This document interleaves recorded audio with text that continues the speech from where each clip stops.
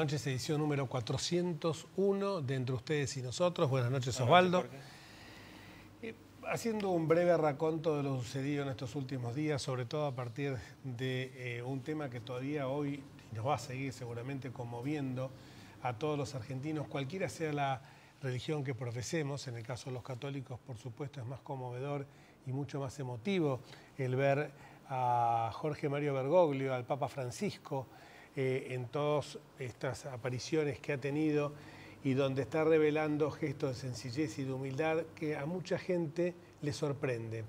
Pero no debe sorprenderles, porque este es el mismo Bergoglio que estaba en los subtes, este es el mismo Bergoglio que recorría las villas, este es el mismo Bergoglio que señaló que la opción de la Iglesia debía ser por los pobres, es el mismo que se preocupa, como él lo llamaba, de mis curas villeros, de no solamente algunos casos como el del padre Pepe Di Paola, que estuvo en nuestro programa, de Gustavo Carrara, que es el vicario de Villas, sino también de todos aquellos que colaboraban llevando el Evangelio y llevando también una palabra de aliento y desde luego llevándole un acercamiento a personas que realmente viven en condiciones de indigencia pese a los números fantásticos que nos quiere hacer vender con esa magia china que ha inventado el INDEC. Hoy la pobreza tiene signos que todavía siguen siendo muy alarmantes en la Argentina y que en algunos casos se sitúan por parámetros superiores a los de la región, más allá de que todo este subcontinente o toda Latinoamérica se ha venido beneficiando con las altas rentabilidades que han producido los commodities, en el caso particular nuestro la soja, en el caso particular de otros países como Venezuela por el petróleo.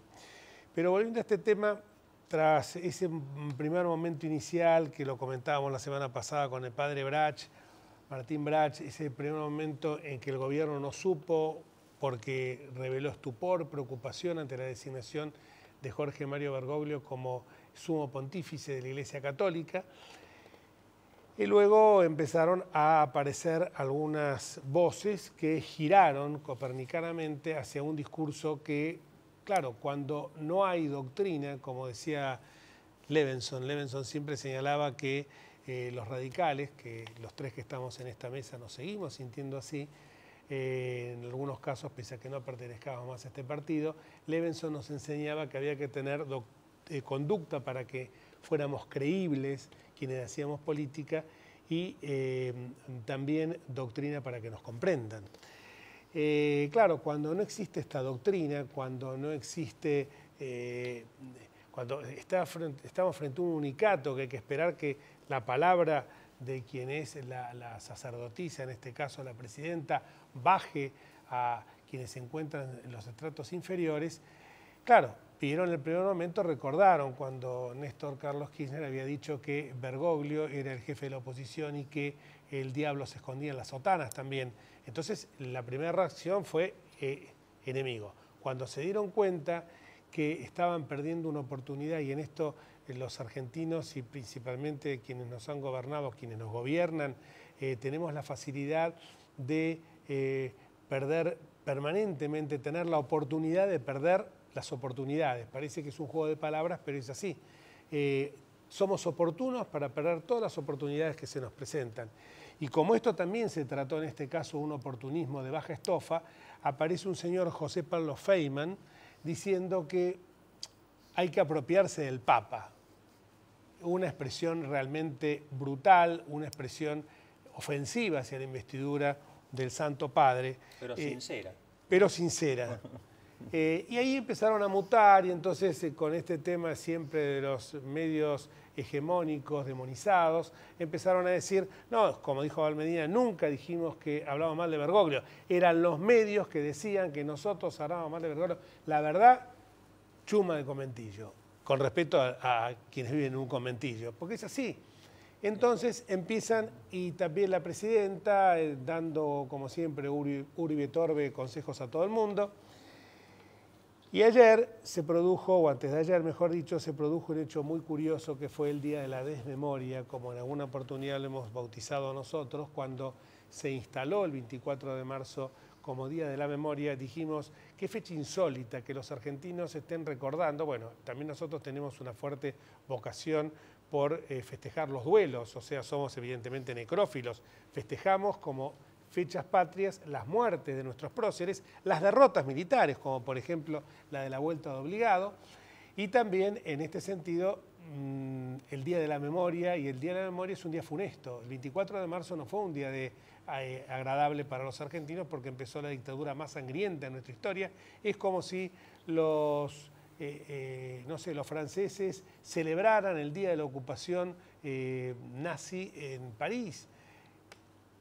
Creo que hubiera sido mucho más acertado un día que marcó un hito en la Argentina, que fue el 10 de diciembre, no solamente porque ese día los argentinos recuperamos de la mano de Raúl Ricardo Alfonsín, que precisamente ayer fue totalmente olvidado cuando se habla de, cuando se proclama, se cacarea de esas tribunas diciendo queremos juicio y castigo para todos, y se olvidan de que Raúl Ricardo Alfonsín, primero con esa obra que realmente fue colosal, inédita en otras partes, en otras regiones que pasaron por regímenes totalitarios como el nuestro o quizás peores, como fue el Nunca Más, y luego también el juicio de los comandantes, que era algo impensado, que en ese momento, no donde se le ordenaba a un pobre general ya desvalido totalmente que bajara un cuadrito, y que evidentemente ese general lo hizo porque la dignidad la dejó pisoteada hace mucho tiempo, me refiero a Bendini.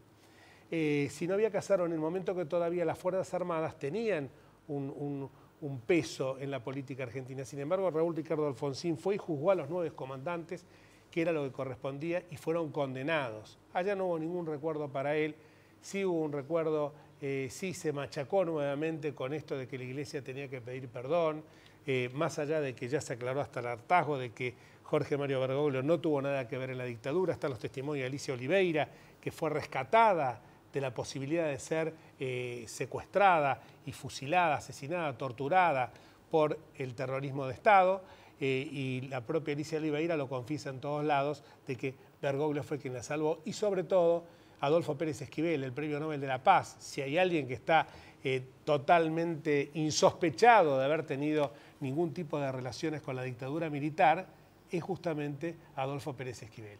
Y también con su testimonio, y precisamente con los testimonios de los dos curas jesuitas, que según el libro malintencionado, absolutamente con una mala predisposición de Horacio Berbisky, justamente esos dos sacerdotes jesuitas, Giorgio y Jalix, han dicho que Bergoglio no tuvo nada que ver con la desaparición de sacerdotes, sino que antes bien buscaba protegerlos, y en muchísimos casos no solo les salvó la vida haciéndolos irse del país, sino también refugiándolo en casas de retiros espirituales. Entonces, cuando uno ve esta memoria que sigue siendo sesgada, miope, imparcial, como la vimos en el Día de la Desmemoria, como así lo hemos bautizado, que tendría que haber sido el Día de la Memoria el 10 de diciembre, porque restauramos, repito, la democracia y porque es el Día Universal de los Derechos Humanos, uno se pone a pensar todo lo que se está diciendo del Santo Padre es simplemente fuegos de artificio. No creo en la sinceridad realmente de que se vaya a producir un cambio a ese nivel.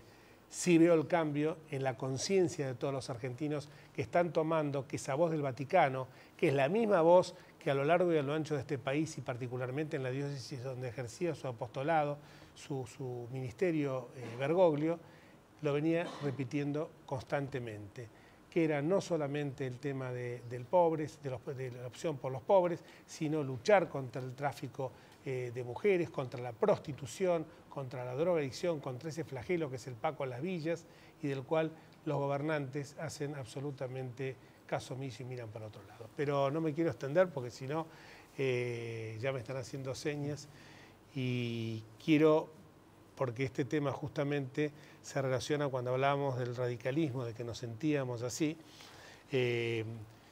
se relaciona con nuestra invitada de hoy, Silvana Giudice. ¿Qué tal, Silvana? ¿Cómo te va? Jorge, ¿qué tal? Hola, Osvaldo. Porque más allá que hoy Silvana preside una ONG, una organización no gubernamental vinculada con la defensa de la libertad de expresión, es una política de raza, de sus orígenes allá trabajando en barrios cercanos, yo en Barracas y ella en La Boca, de haber hecho una excelente carrera política, diputada nacional. Es alguien que también ha sufrido todo tipo de persecuciones por parte de este gobierno, simplemente y de buscarla como nos pasa con nosotros, que nos identifican con monopolios mediáticos, o con la sociedad rural, o con todos aquellos apóstoles de los demonios, parecería que fueran, pero que realmente es porque queremos simplemente hacer cumplir la Constitución Nacional y vivir en una república. Silvana, contanos un poquito en estos últimos días cuál es la actividad que ustedes han hecho a través de tu fundación, que por cierto es muy encomiable. Bueno, coincido con tu visión sobre la designación, la elección de Jorge Bergoglio. Yo estaba justamente en Washington llevando el informe que presentamos el 5 de marzo con la Fundación LED, presentamos el informe anual sobre la situación de la libertad de expresión en la Argentina, y estaba allí cuando me enteré de la designación, que por supuesto me llenó de alegría. Conozco a Bergoglio, hemos tratado muchas veces con él, desde las reuniones de la Pastoral Social hasta, bueno, infinidad de veces que tuvimos oportunidad de conversar con él, y sinceramente mi alegría fue por encima de la política o de las cuestiones terrenales. Me parece que nada más importante le va a pasar en la Argentina contemporánea que tener un papa. Seguro. Y cuando estaba lejos de casa y me felicitaba la gente porque veían que era argentina y hablando, y la verdad que la recepción de la comunidad latinoamericana, sobre todo, era sincera, recibía mensajes de mis compañeros en el Congreso que me decían que no podían creer porque el bloque no quería celebrar o dar aunque sea 5 minutos de cuarto intermedio para poder escuchar al Papa en vivo. Realmente increíble, y luego mucho más increíble cómo transmutó esa reacción inicial y sincera, porque esa fue la sincera, en un acompañamiento de felicidad y de amistad que quisieron disfrazar después. Por supuesto, yo coincido, Jorge, con que esto rápidamente va a pasar, y otra vez el gobierno, fiel a su estilo confrontativo, va a volver a decir las cosas que dice siempre y a tratar de dividir a la sociedad. En ese contexto, te decía, se enmarca el análisis que quiero hacer sobre la situación de la libertad de expresión en la Argentina. Realmente es gravísimo lo que ha sucedido durante el año 2012 y el inicio de estos primeros meses también del 2013. Recuerden que en este cortito tiempo de este primer trimestre sucedió lo de Darín, sucedió el tema de la persecución fiscal a todo aquel que piensa distinto, y sucedió algo inédito para un gobierno democrático, que es la injerencia del gobierno en la prohibición de la pauta publicitaria privada. Es decir, que hasta aquí el gobierno condicionaba a los medios de comunicación con la publicidad oficial. Y la presidenta en su discurso siempre decía, bueno, no me hablen de regulación transparente de la publicidad oficial, porque la publicidad oficial significa solamente el 10% de la torta publicitaria privada, ya una enormidad, porque el 10% de 18.000 millones anuales, que es la torta publicitaria privada, estamos hablando de 1.800 millones, con lo cual ya es una enormidad. Pero ahora, digamos, como en este caso, otra vez la realidad descarna el discurso y muestra la verdadera intención, no les alcanzaba con direccionar la publicidad oficial a los medios adictos, aquellos medios que repiten el relato oficial, sino que ahora intervienen sobre la pauta publicitaria privada para ahogar financieramente a los pocos medios nacionales o de alcance nacional que continúan independientes en la Argentina. Pensemos que Perfil, La Nación y Clarín solamente se manejan a través de los aportes de la publicidad privada, que es una fuente genuina de financiamiento. No solo se ahoga a los medios financieramente, sino que se le impide a los supermercadistas, a las cámaras de electrodomésticos, hacer algo tan básico como es la publicidad, que tiene que tener el consumidor a la hora de decidir sobre su compra. Esto afecta derechos de libertad de expresión, pero también garantías constitucionales que están previstas en el artículo 42 de la Constitución cuando habla de la información veraz que necesitan los usuarios y consumidores. Por lo tanto, lo que se ha armado aquí es una perfecta bomba de tiempo que va a terminar en muy poco tiempo por detonar, con la conclusión de que en la Argentina no quede ya prensa independiente. Como sucede en Ecuador y en Venezuela, vamos en ese camino. Quiero vamos a hablar, pero tenemos que ir a una pausa. Vamos. Después les tiro los títulos, agresiones a los periodistas y también esto que estabas contando fuera de cámara, que al principio no te creían fuera del país lo que estaba pasando acá. Pausa.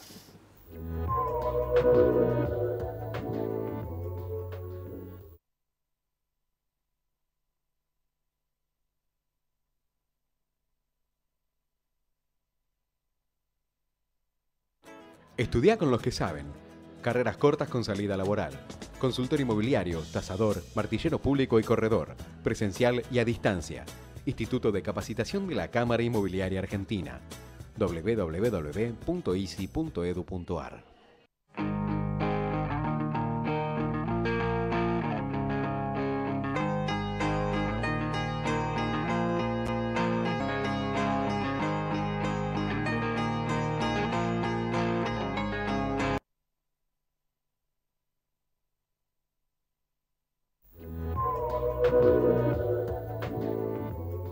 Antes de continuar, quisiera pasar dos mensajes. Severino Sánchez, de Remedio de Escalada, que estaba muy feliz por la designación del Papa Francisco, felicita por el programa, y también María, de Parque Chacabuco, que dice: di la espalda a la iglesia y hoy me encuentro feliz porque miro todo a partir de la designación del Papa Francisco con otros ojos. Estábamos hablando, vos querías preguntar algo. No, Silvana estaba describiendo muy bien esta asfixia que hay al periodismo, primero a través de la quita de la pauta publicitaria estatal y ahora a través de la prohibición de la pauta privada. Pero en este último caso, hecho de una forma terrible, que es no mediante una ley o un decreto o cualquier acto administrativo que podamos conocer los fundamentos, que pueda ser recurrido o impugnado, sino simplemente por una presión verbal que los supermercadistas y otros empresarios cumplen por temor a las represalias del gobierno, a que les manden la AFIP o que los persigan de cualquier otra forma. Es un obrar, yo quiero hablar en voz clara, es un obrar mafioso, es un obrar patoteril del Estado. Es como Moreno cuando decíamos le ladra al dólar, porque le dice a los titulares de casa de cambio que el dólar lo tiene que bajar a 6 pesos, como si el dólar era una mercancía que cada vez que dice bajemos el dólar a 6 pesos viene el rebote, como vino el rebote con el cepo cambiario. Ahora, estamos todos asistiendo a esto y yo espero que la sociedad tome conciencia y reaccione de la única forma que puede haber, es manifestándose, repugnando estas conductas tan reprochables. Es que es muy curioso el fenómeno social. Por un lado, la gente el 8 de noviembre advirtió este escenario de censura y planteó la defensa de la libertad de expresión como una de las banderas de la autoconvocatoria, que fue masiva. Pero después es un tema que va quedando siempre como detrás del eslogan que el gobierno quiso poner, que fue muy inteligente, porque cuando empiezan con el tema de la ley de medios, plantean los monopolios contra la democracia en los medios o contra los medios populares. Quedó claro en 3 años de aplicación selectiva o no aplicación de la ley, que la verdad que la ley de medios era para concentrar medios en manos del gobierno. Seguro. Y a lo que planteabas de los supermercadistas, digo, claro, ¿cómo van a aceptar una orden verbal? Y porque se ve cuál es el proceso. El proceso comienza en el 2006 con el desmantelamiento del INDEC. En el año 2010, los consultores económicos que marcaban la brecha de desigualdad entre el índice oficial y el índice de la inflación privada, comenzaron a recibir presiones. Y durante el año 2011 vinieron al Congreso a decirnos que no iban a brindar más ni a publicar más el índice de inflación privado porque el gobierno los había multado, Moreno por decisiones administrativas los perseguía, le iniciaron una demanda penal y los multaban por 500.000 pesos a los profesionales. Por lo tanto, ellos dijeron, nosotros tenemos miedo, no vamos a hablar más. Y el índice de inflación privada lo da el Congreso desde el año 2011, cuando nosotros empezamos a hacerlo en la Comisión de Libertad de Expresión. Luego fueron por las asociaciones de defensa del consumidor, por Polino, que hoy está eliminado del registro, una organización que hace 10 años que brindaba precios del consumidor, que ha sido también censurado y su organización retirada del registro, impedido de trabajar. Y ahora el eslabón se completa con el impedimento de la publicidad. Y los que deben reaccionar, yo creo, por supuesto, es la sociedad en su conjunto, pero los consumidores son los más afectados, porque esto no es solo una pelea entre los medios y el gobierno, o es una pelea por la libertad de decir, que ya es una pelea superior. Seguro. Es una pelea por poder comprar y poder hacer rendir nuestro dinero, que cada día vale menos, comprando en el lugar que tenga las mejores ofertas. Bueno, esto es ridículo, como vos señalás, Osvaldo, no se explica en otro lugar del mundo, no se cree cómo puede una orden verbal pesar tanto para amedrentar a una cámara completa de supermercadistas más la de electrodomésticos, y cómo en la Argentina, en democracia, con un gobierno que hacia afuera defiende los derechos humanos, rige un imperio de la autocensura y el temor.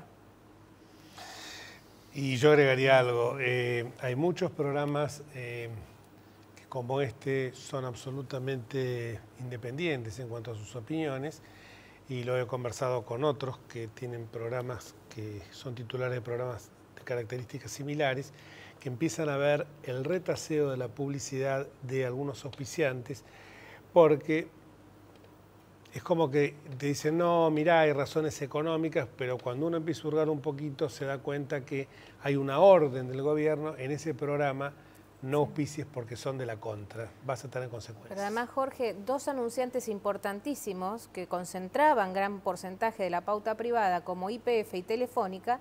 YPF, al ser estatizada, dejó de tener libertad para pautar, y Telefónica, durante el mes del congelamiento, dijo también que dejaba de pautar en los medios que el gobierno censura.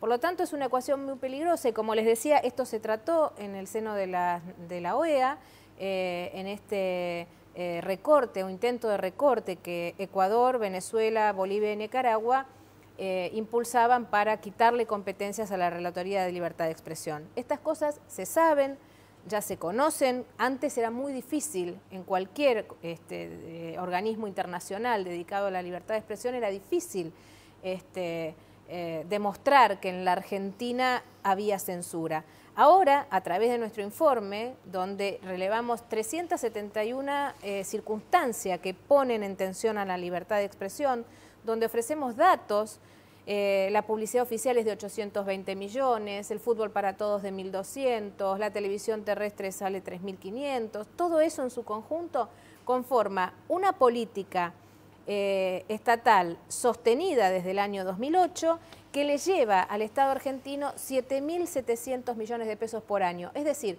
21 millones de pesos por día se dedican a sostener esta estrategia comunicacional de quita de recursos a los medios independientes y premio a aquellos medios que van virando la línea editorial. Algo realmente muy peligroso para la democracia, no solo en la Argentina, sino en la región, porque este gobierno comparte, junto con el de Ecuador y el de Venezuela, una concepción sobre la prensa independiente a la que considera demoníaca, monopólica, desestabilizadora. Lo mismo sucede en Venezuela y en Ecuador. Y yo advierto, en Venezuela, el último medio que quedaba independiente con algún poder de impacto nacional, que era Globovisión, acaba de cambiar de manos porque el empresario que lo sostenía tiene que irse del país, acorralado por las presiones del gobierno. En la Argentina, que Capriles no puede acceder prácticamente a los medios de comunicación. Y en la Argentina estamos muy cerca. Si este corralito sobre los supermercadistas y las cadenas de electrodomésticas se mantiene mucho tiempo, son más de 70 millones de dólares que estaban pautando en estos medios que dejan de hacerlo. Por lo tanto, esto significa no solo pérdida de libertad, pérdida del Estado de Derecho, de la democracia, también significa pérdida de fuentes de trabajo.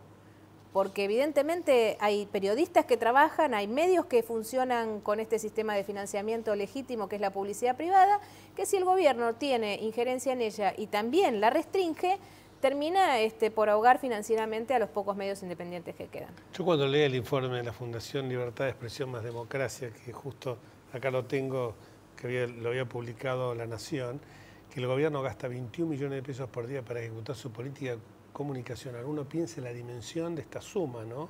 Con lo que se podría destinar, tanto que se habla que el gobierno también quiere ayudar a los sectores más carenciados de la población, las viviendas, comedores comunitarios, escuelas, salas de primeros auxilios que se podrían hacer en las villas carenciadas, en las villas miseria.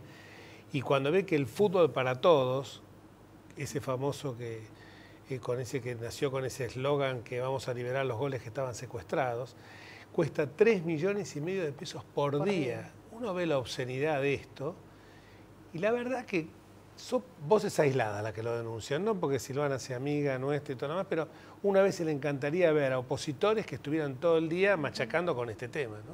Ahora, ayer, el domingo, perdón, en el acto del 24 de marzo también hubo formas de amedrentamiento a la libertad de expresión, a la libertad en general. Fue un acto que se pronunciaba como para todos y fue completamente sectario. Y los discursos lamentables como el de la señora Estela de Carlotto, que leyó una lista de empresas a las que según ella, que incluía medios periodísticos como La Nación, Clarín, Perfil, y empresas como Fiat y otras que no sé, arbitrariamente, ella determinó que deben ser investigados y procesados por los hechos de la dictadura militar. Es decir, es un escrache viniendo de una persona que pertenece a una organización que fue y que es, en cuanto a los objetivos que cumple de restitución de chicos que nacieron en cautiverio, de derechos humanos, pero el obrar de ella en este momento no lo es, porque está siendo simplemente un alfil del gobierno nacional. Y la manipulación de unos chicos haciéndoles retirar unos cuadros de Macri y de Mirta Legrand. Una preguntita, ¿este informe está accesible para que alguien lo pueda conocer en la web? Se los dejo aquí, trajimos el CD para que ustedes lo tengan y está en la página de la Fundación, que es www.fundacionled.org. Alguien fuera de cámara dijo buenísimo. Silvana, la verdad que solo cabe felicitarte por lo que estás haciendo, o sea, como decíamos con Osvaldo, vos no solamente defendías la libertad de expresión porque estabas en una banca y lo estabas haciendo con un sentido político, sino que realmente lo sentías como razón de tu vida. Es mi convicción como radical, Jorge, que nunca dejaré de ser. Ni yo Creo tampoco. Que los valores de la República y de la democracia se defienden todos los días y uno no puede engañarse con la piel de cordero cuando sabe que detrás está el lobo. Con la ley de medios pasó eso. Con el eslogan de la ley de medios decían vamos a democratizar a los medios de comunicación. Quedó claro que no era así, que era para generar un monopolio propio de medios en el gobierno. Con la trampa de la justicia va a pasar lo mismo y vos como hombre de la justicia lo sabés. Tras el discurso de democratizar la justicia, lo que se viene es el sometimiento de la justicia. Domesticarla. Entonces esa es la verdad. Ojalá que cada vez seamos más las voces y tengamos más espacios para poder comunicarle esto a la sociedad por la gravedad que implica. Gracias. Y nosotros nos vamos hasta el próximo martes, si Dios quiere, señalándoles que tengan ustedes unas muy felices Pascuas, que esperemos que la esperanza y la alegría de la resurrección de nuestro Señor Jesucristo no nos desaliente en este camino que tratamos los argentinos hoy con ese faro que nos está iluminando desde Roma, desde el Vaticano, que no nos arrebate, no nos desaliente en nuestros sueños y también en los sueños de nuestros hijos y de todas las generaciones futuras. Hasta el próximo martes, si Dios quiere, felices Pascuas.